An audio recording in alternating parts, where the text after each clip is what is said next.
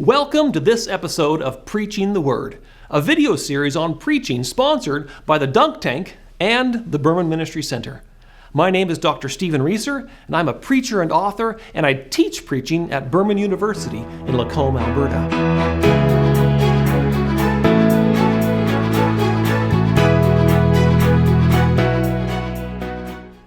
In this episode, we are focused on the third step of our 12-part sermonic process that will guide you as you prepare thoughtful, engaging biblical sermons. This third step is the preparation of a preaching calendar. It is the final step in the pre-homiletical stage of preparing a sermon. A preaching calendar becomes more important the more often you preach. For a local church pastor who preaches 3 or 4 times a month, a preaching calendar is healthy for the pastor and for the church. To encourage this, some denominations provide a lectionary and expect the preacher to preach from a Bible text from that week's reading.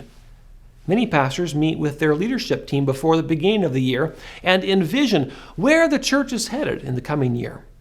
Part of this visioning process should be an idea of the major themes to be addressed from the pulpit.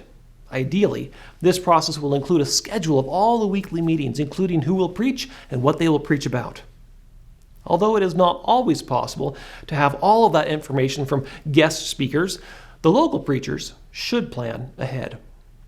I know it can be daunting to plan out a year's worth of sermons in advance, but it is not too difficult, and there are several advantages to doing so. Let's say that you're the pastor of the church. Of the 52 weekend services, you will preach for 40 of those services. As you consider the course that you want your church to take in the coming year, there are several themes that you want to explore. Planning ahead lets you and your church take an intentional journey together. One of the best ways to do this is through the sermon series. A sermon series is a group of sermons that build on one theme over time. This lets you explore a topic or a text to a greater depth than with a standalone sermon. It also reduces the effort of sermon preparation, since much of the study into the background and context of a text can pay dividends over several sermons. As you plan your sermonic year, you might realize that you're preaching 10 sermons each quarter. You know that there will be a special service, like at Christmas and Easter, for at least one of those sermons. So you can plan 4 sermon series of 8 or 9 sermons each in your year. If you spend time to plan each step of the series to note the text and theme of each sermon in the series, then you will have planned your preaching for the year. This forward planning sets the stage for one of the most powerful exercises I can recommend for preaching, a 3-week sermon process. As you probably know by now, writing a sermon takes time and energy. If you start writing your sermon on Monday or Tuesday, you are giving yourself very little time to bring the sermon to maturity by the weekend. On the other hand, if you start your sermon process 3 weeks before you have to preach, you give your mind many days of contemplation on the sermon, days without the stress of an impending deadline.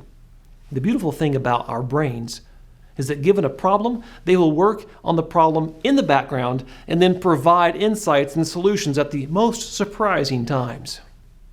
I suggest that you dedicate a full week of preparation for each of the stages of the sermon preparation we are about to learn: the exegetical stage, the sermon structure stage, and the sermon manuscript stage.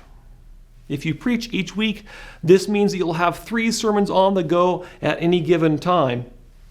But I promise you, if you can get into this habit, you'll find your sermons will become richer and more meaningful as you give them more time to mature.